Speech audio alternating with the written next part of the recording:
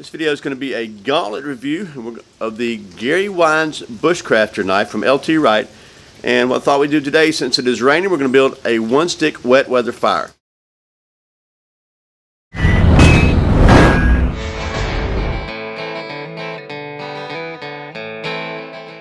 Welcome back to Survival on Purpose. My name is Brian. Thanks for joining me.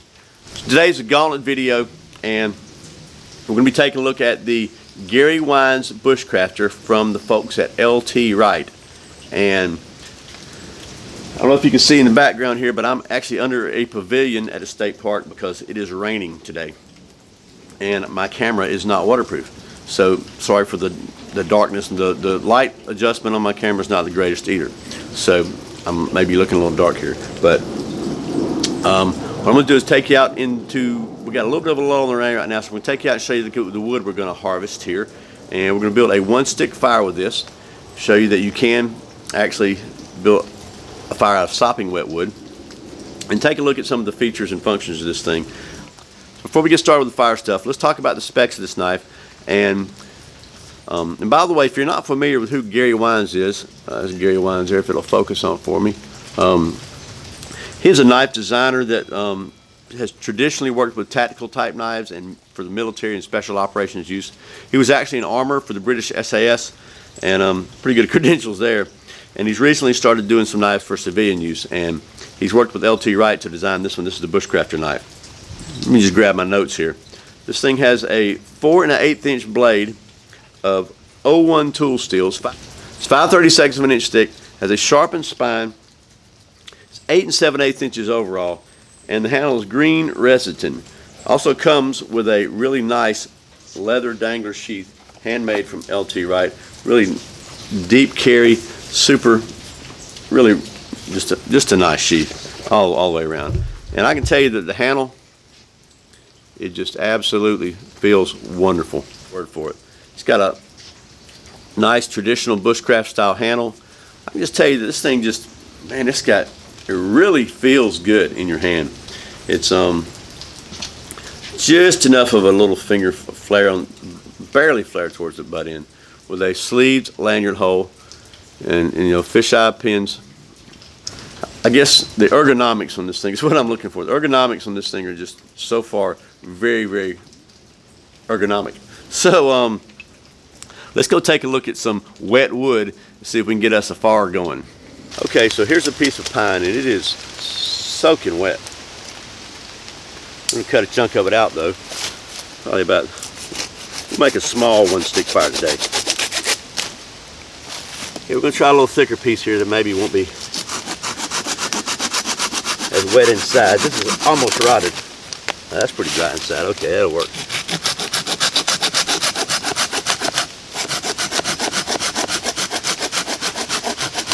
Right. So you can see the water on, I don't know if you can see the water. Look at this, man. Yeah, it's just wet. So what we're going to do is, while we got a little respite from the rain, I'm going to take this stump, I'm going to split this pine out, and then we'll take it back into the shelter over there and carve it down, because I don't want to.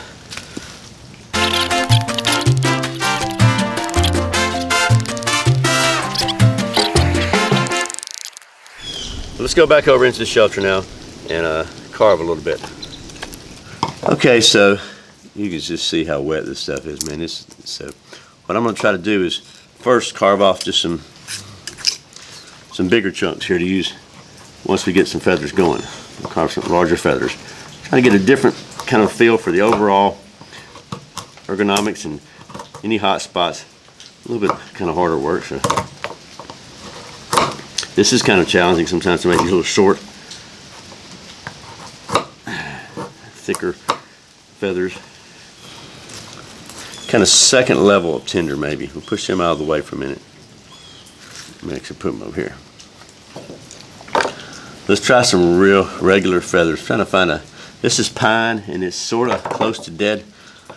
Getting close to rotted, so we're going to see if we can get some little feathers out of it. I don't know if we can or not.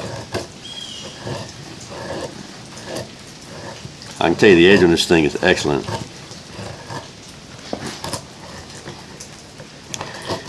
And I'm not going to try to keep them on the stick because I don't think it's going to happen.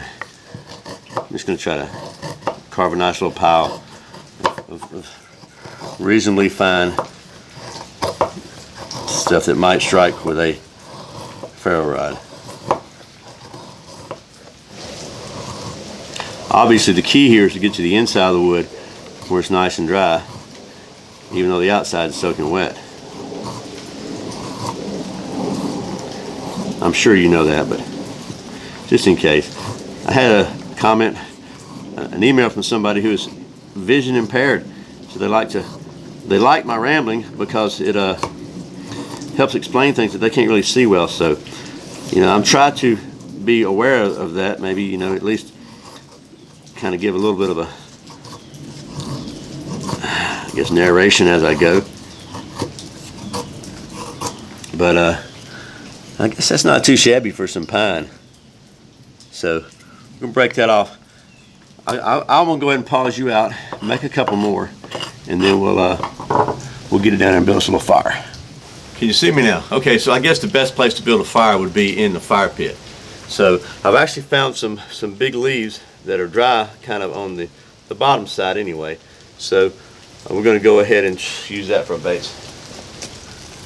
Pile these shavings here, and I got some fine ones hopefully right around here where I can get to them. Got this one little fine, nice ball there, and okay, I've got my other pile of shavings over there on the table because I can't set them up here. So, you know, we're doing what we can do, right? So, get my ferro rod here. See if this thing. Oh man! So let's give it a shot and see what we got here. I want to be really careful here because I don't want to knock this around. I'm having to.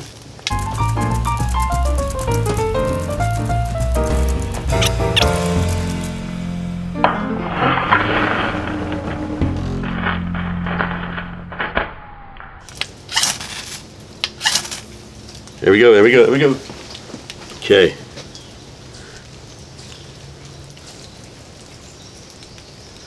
No, let it go out, man. It's not good. Let's see.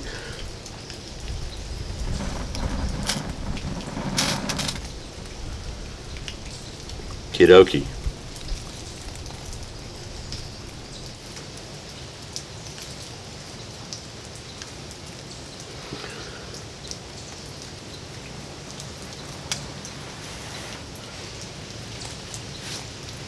Not good. Alright, back to the drawing board. Really fine scrapings here.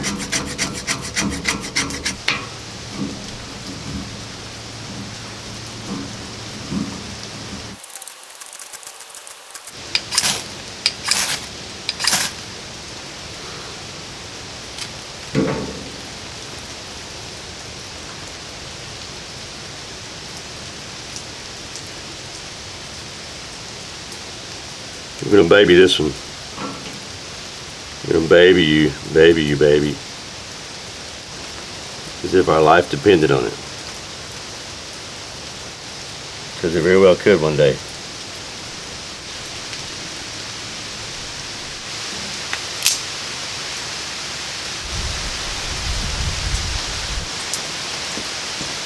Come on now. Stick with me, baby. Stick with me.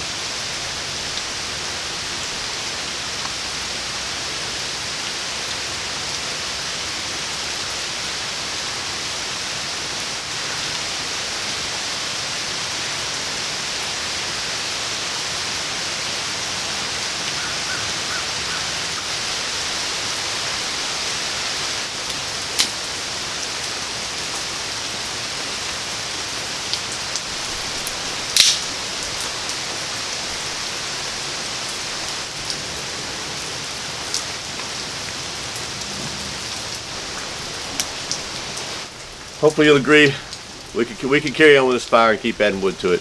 Might have to split some more down, but we got a one stick fire finally, and lost it a couple of times. Had to really just had to keep persevering. Sometimes that's what you have to do in the old real world.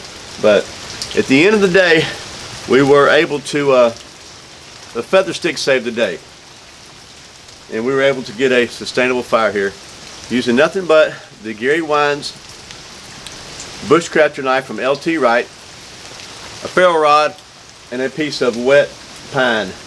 So hopefully if nothing else, this video showed you that it doesn't always go like it does on TV. You know what I mean? Sometimes things go wrong, and you just got to keep dealing with it and keep pushing. So, okay, so it carves, it slices, it dices, it strikes a ferro rod. That's great. But what's really important about a knife? Balance. So anyway, hopefully this has been interesting and helpful. This is a very capable knife. Let's just see what it's capable of. I can tell you I got 0 hot spots, and I was doing some pretty heavy carving on that pine, trying to carve off some big chunks to sustain the fire. But it worked very well.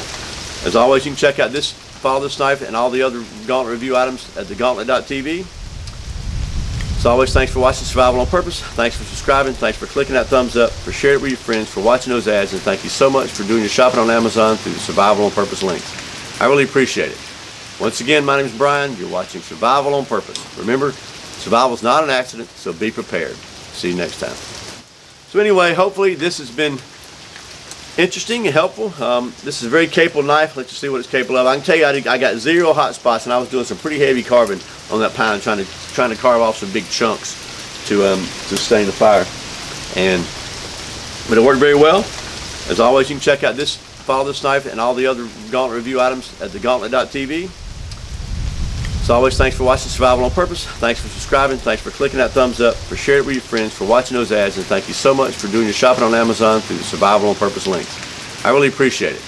Once again, my name is Brian. You're watching Survival on Purpose. Remember, survival is not an accident, so be prepared. See you next time.